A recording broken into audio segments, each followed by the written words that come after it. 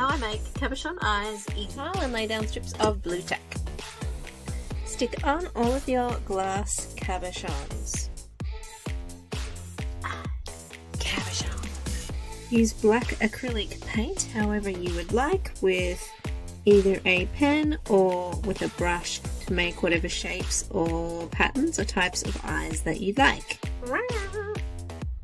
Creatures of things, creatures and beasts of the night. Use a toothpick to make lots of little dots and spots on your eyes.